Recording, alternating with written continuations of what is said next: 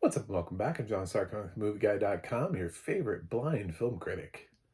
And today,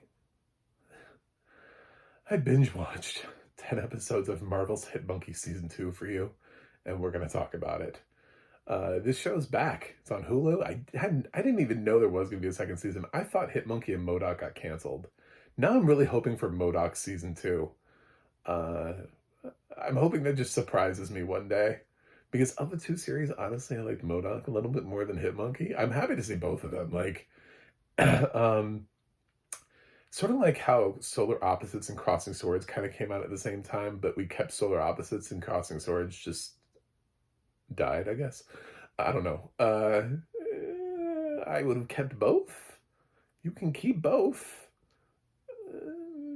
Anyway, um, yeah, so we have HitMonkey's back. Audio description 0.360, narrated by Roy Samuelson. This dude is all over the place. He's just doing that. He's narrating so many shows. Um, yeah, so I watched part of this on Monday when I also watched House of the Dragon. So basically, it was like Roy Samuelson Day in my house. It's just I got feeling the first half of the season and House of the Dragon. So I went to bed last night and Roy narrated my dreams and gave me audio description for that. I woke up and watched the other half of HitMonkey. So um yeah, yeah, it's I don't mind binge watching this show because although honestly, if I thought people would care, I would have loved to break it down episode by episode. I just don't know that I don't know where the audience is for this. Anyway, I need to introduce myself again for my blind fans. Just to let them know I got a black baseball cap. It's backwards, black sunglasses, and I'm wearing a Marvel Venom T-shirt, which is appropriate. Marvel property, Marvel property. You know what I'm saying? It's not HitMonkey, but I don't know a HitMonkey T-shirt. Um, I think it would be a cool thing now that we have like the multiverse if you just suddenly showed up in something. Like the next Avengers, you have HitMonkey, but it's not even like HitMonkey like interpreted in the film industry. It's like HitMonkey from this animated universe. So this little cartoon HitMonkey running around. I would love that. I think that would be hilarious. Um, so he could join Captain America in Brave New World. What's this? Is this your, this is my monkey. This is my HitMonkey. Uh, anyway, so what happens in season two? I'm gonna try to keep this spoiler free, so this is gonna be very vague. Uh, but still, it is talking about sort of like the whole season. So if you want to stay completely unaware, you probably shouldn't click on recaps. That would be my first suggestion. Second of all, again, I'm going to try. So this picks up where season one left off, and the characters from season one. Bryce is left in a weird situation where he's now like a ghost, although I had a really hard time following what his status was because he can be seen by some people, but not by others. He can materialize, and he uses his powers. I guess he can move things telekinetically, or it's like his ghost powers. It was a little hard to follow Bryce's thing because I'm not even sure he makes sense as a character anymore. Like the audio description was trying, but they would say like Bryce uses telekinesis, and I was like, well, he's a ghost. He could just go over there and shake it, and somebody would be like, like the statue's floating. It's like they wouldn't know there was a ghost holding it. So, is it that, or does he actually have telekinesis? Like those are two different things. Yeah, it's um so he's back, Jason Sudeikis, and him and Monkey sort of return back to Bryce's old stomping grounds to sort of investigate, what happened. What the hell happened in season one? What was that? And they go to Bryce's old boss, played by Leslie Jones, hoping that she has something. She's, she doesn't know Bryce is there and says a bunch of like really unkind things about him, and then realizes that Bryce is like a ghost, and um, has to like backtrack it. But she lets Monkey stay in Bryce's old apartment, and so Monkey has a place. I just love it because Monkey like always just he talks like a monkey. Like he's not a talking monkey. So people have full on conversations with him, and he's always like, ooh, ah, ah, ah. um, and they're like, yeah, I agree completely. You know, awesome. Everybody speaks monkey. Uh, yeah, so then he goes off and he's trying to figure out revenge, what happened to Akiko. When he finds out what happened to Akiko, he's not happy about it, and he still believes in Akiko, and other people don't believe in Akiko. The police officer that helped him in season 1, she's back, and she's trying to help them like navigate it, which they become sort of like this odd throuple at times. I don't mean that sexually. I just mean like the three of them going out and doing things as a group. Um, because like one time they need to go in somewhere to investigate or to ask questions or to do something, and like Bryson and Monkey are ready to go in, and she's like, "Oh, really? Well, who are they? Who exactly is going to do the talking, the monkey or the ghost?" And they're like, I guess we need her. So, so she proves her usefulness in that regard, um, and brings her along. There are a lot of cute jokes too, like obviously because she's a cop. Leslie Jones's character doesn't like her, and she's like, there's one time where they're like, why don't you just go over and ask, oh, was it Eunice or something? I think her name was Eunice. What to this thing, and she's like, I'm pretty sure she hates me. She says she has resting bitch face, but she only uses that face at me. So like there's some humor here and I like it. But this show is weird as shit. And it's gone like even farther off the deep end. I mean, like so many people in here have like powers. They meet this other group of people who have these weird abilities and powers. I think Double Tap is a sweet ass name for a hero though, or a villain, whatever. Like for any sort of like comic book, I was like, wow, that I did not know that existed. That is a cool ass name, Double Tap. Uh, so there are other people in this who have different abilities and points of view and intertwine in the story, and there's this nobody really ever knows what's going on. I feel like people in this world don't even know what's going on, which is what makes it so hard to follow them when your characters have no idea what's going on either. It doesn't really support the structure very well.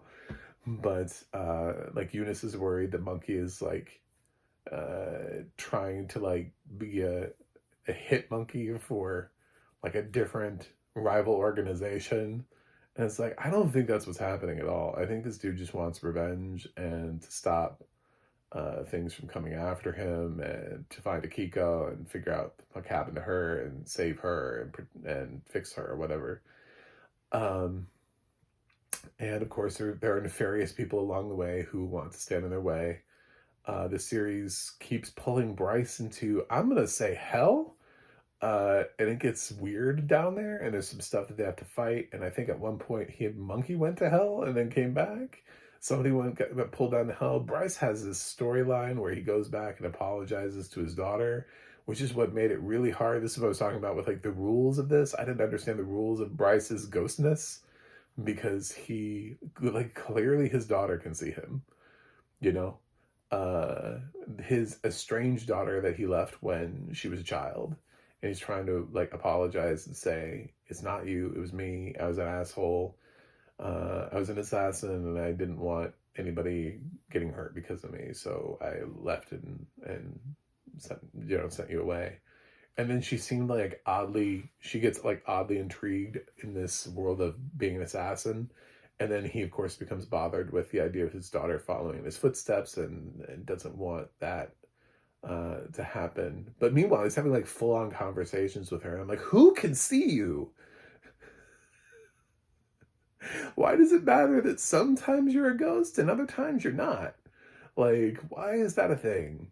Um, I missed that. I missed like the rules. Somebody needed to break down the rules, like Fight Club. I need like Tyler Durden to come in and be like, all right, number one rule of Bryce Club is Bryce can only appear in human form for 10 seconds before turning into a ghost again. Great. 10 seconds. He has to speak, I don't know, something like that. Give me some basis, because it felt like he was whatever the plot needed him to be, which is way less interesting to me. I was just like, he just seems like he is where he is and has an ability when he has it and pops up when he needs to, and it's just, he's like a utility player. Meanwhile, Monkey is still a badass. I love when Monkey has a great conversation with, was it a raven or a crow? That totally helps him out, and that was like, there are moments that make me laugh. It's funny because this is like an action animation show primarily. I would say it's an action show first before comedy, but because there are all these funny things in here, comedy ends up becoming like the second genre for this, and some of it is just really funny. And his conversation with this raven is hilarious and beneficial to him. That's not a spoiler at all. I mean, you'll what comes out of it would be a spoiler, but the fact that he has a conversation with a bird is not really a spoiler. So, I don't know. I mean, they fight things in here that they didn't fight in the first season, which made me think like the first season was more grounded in reality. This one, they kind of open up the doors, like the supernatural type doors, the mystical power doors, the, for lack of a better word, I'm going to say mutant power doors, superhero power doors, where other people have these other things that they can do. And it's on a more widespread level. So it's definitely a bigger season, but it kind of felt more like a clusterfuck to me. At times I was a little like, I can't follow, where are we? And the weirdest thing is like, sometimes we would end, like I binge watch. So I watched like a show and I would literally watch the end of an episode. It would start off the next one. And I felt like where it started was not where the last one just ended. So in many ways, this show almost doesn't lend itself to binge watching as much, because it doesn't, a lot of shows now in binge watching days almost pick up almost exactly where they left off. So it's like you're watching one really long movie. HitMonkey doesn't tend to do that, and HitMonkey has a tendency to pick up somewhere else where you feel like you missed something, and then you have to like realign yourself, and you're like, oh, okay, we're here because of this. This is what this is. And it does a lot of that. It's much more intended to be watched episodic. I'm surprised Hulu didn't do this on a weekly drop, because it feels like it was intended for a weekly drop. Like the creators thought they were getting weekly drops, and then they got the whole thing all at once. I think this was intended to be consumed episode by episode and not in a binge watch. That is my interpretation of how these episodes are laid out, and the way that they're structured, and the way that one episode ends and another episode begins. Some shows, as I'm watching this, as I'm seeing more and more, bleed almost exactly into the next episode, where something will happen and somebody will be shocked and they'll be like, oh my god, it's me. And then you open up the next episode and they're like, but it wasn't me, like, it's, I mean, like, it like almost picks up exactly where it left off. And it's like because they know people are binge watching now, and they're trying to make it easier for you to just be able to follow a narrative thread by just keeping it that way. This is not that. So it's interesting. I'm happy to have it back. It's not my favorite Marvel property. It wasn't even my favorite of the 2 Marvel Hulu shows. I liked it. I'm glad that it's back. Don't get me wrong, but if Hulu had come to me and been like, you could only save one, I would have saved MODOK. Um, yeah. So first of all, I thought HitMonkey worked a lot better as like a 1 season thing. I thought it's 1 season. Like if it had to have only 1 season, I thought his first season was great. MODOK has more potential to do more wacky and crazy things and have more adventures that make no sense. HitMonkey now is trying to do an adventure that makes no sense, and it doesn't feel quite as good as first season. It feels very different. So, audio description, Roy does a great job here. I know I made fun of the fact that I just heard his voice a lot within like a short period of time. But that would happen with anything. It was if you were binge watching anything. So 10 episodes of this that's a lot of him anyway. But it was just the fact that I'd also be I only watched 3 different shows in that day, and one of the other shows was also his show. So yeah, it's he just gets work. He's one of the strongest narrators out there. So I think he's fine here. If I were to give him a note, I would say you could be more playful, because the series is more playful. The series clearly doesn't take itself seriously. But Roy showed up to narrate an action show, not a comedy show. So, and that's fair, and that's totally fair. But there are times in the show where it doesn't make any sense, and what's happening is obviously silly. So in those moments, you can have some levity and bring some more levity to the narration. But also his narration is absolutely appropriate for an action show, which is what this is supposed to be. Season 1 was far more action oriented than it was humor oriented. I mean, you have Jason Sudeikis being obnoxious as Bryce, which is not really. I don't know if it wasn't so much humor in season 1 as it was he felt like the comic relief. Now the comic relief is more than him. It's widespread. So, that being said, I think I would absolutely watch a 3rd season. I would hope Marvel sticks with it. And I think they should go back to the format of weekly drop for this. I think this should be a weekly drop. I just have a feeling that if I were to ask the showrunners, how did you view your show being watched? Like, shoved together or spread out? I think they would say spread out. So, the last note that I would give is I realized how obnoxious it is to binge watch a show on Hulu. I was using my Roku device. And just as a note to Hulu, what the fuck, man? Like, I know that it's one of the ones where I have to always select the audio description track, which is not, it's not exclusive to just Hulu. Max is making me do that now, and like, it doesn't remember that I need audio description or that I use it. But Hulu actually made me select the audio description track every fucking episode of the same damn show.